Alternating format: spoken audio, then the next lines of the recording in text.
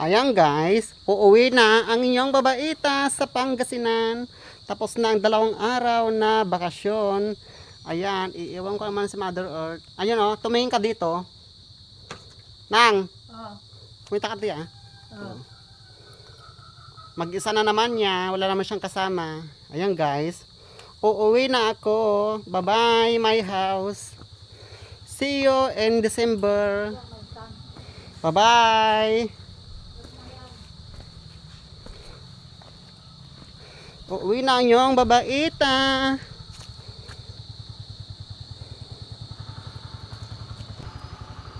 Ayan guys. After ilang buwan na naman, sakala ko uuwi ulit. O yan ang dala kong dala. Ang bigat. Ang aking tumbler. Nawakan ko na lang. Ay my God.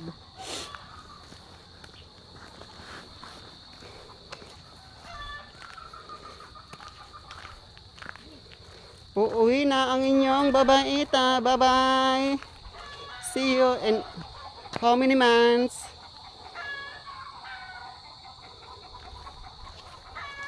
Pupunta na ng tulay ang inyong babaita para doon mag-abang ng sasakyan papuntang bayan ng Kamiling, Tarlac, Kayayan o tirik ang araw. Naglalakad ang inyong babaita. Sige lang babaita, bilis mo maglakad.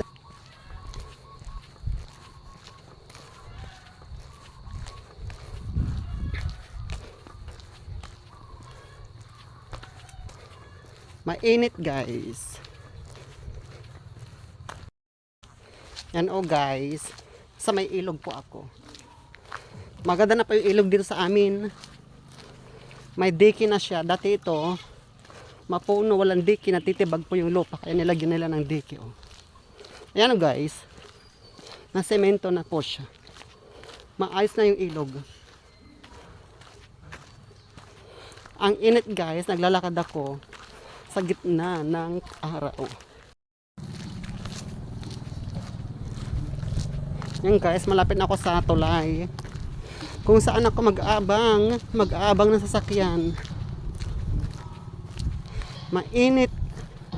At yan, malapit na ako sa tulay. Sa may barangay hall na yan. Kung saan ako dati nag-aaral sa elementary. Pindangan 2nd. Grade 1 to grade 6. Ang daming alaala sa school na yan nung ako'y nag-aaral ng elementary. O yan yung barangay hall. Sa tabi lang po yan, yan ang yung school namin.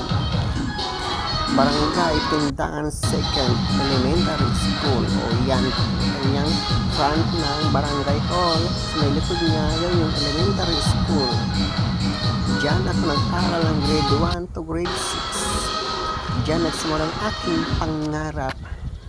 Pangarap na aking nakamit na unti-unti. O diba? Ayan guys, sa may tulay po ito. Mainit guys.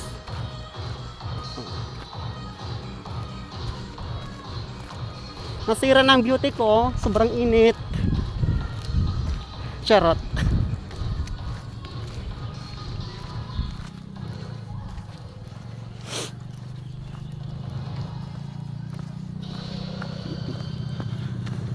Ayan guys, pupunta na ako sa waiting shed para maghintay ng sasakyan na tricycle papuntang Kamiling, Tarlac.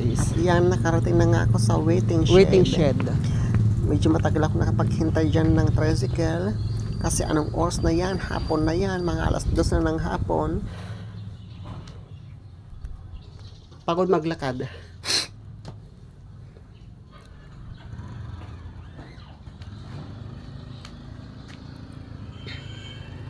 Guys, naghihintay akong sasakyan.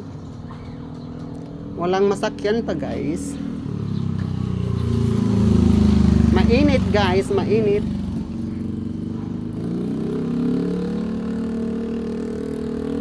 Nasa may waiting area po ako.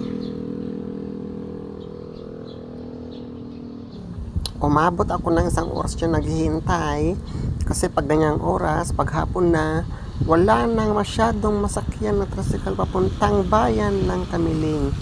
Buti na lang, yung aking kaibigan ay pumunta ng bayan. Kaya yon, nagkasakay na lang ang inyong babaita. At buti na nga lang at mabait naman sila. At ako'y kanilang sinakay. Yan, pinagpapausa ng inyong babaita. Ang init, Sobrang guys, tagal oh. na maghintay ng May sasakyan. nagbibilad ng palay doon. Paus-paus na dyan. Nalusaw na ang kanyang make-up. O yan, o. Diba? Pero okay pa yan. Ayos pa yung make-up mo, babaita. Nagbibilad ng palay. Tsaga-tsaga lang. Ayan guys, nakauwi din ang inyong babaita. Yan o guys, yung mga gamit ko. Ang init.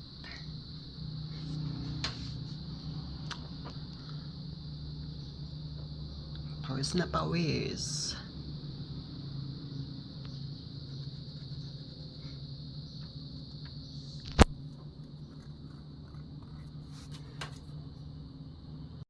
Napagod guys yung inyong babaita sa pagbiyahe.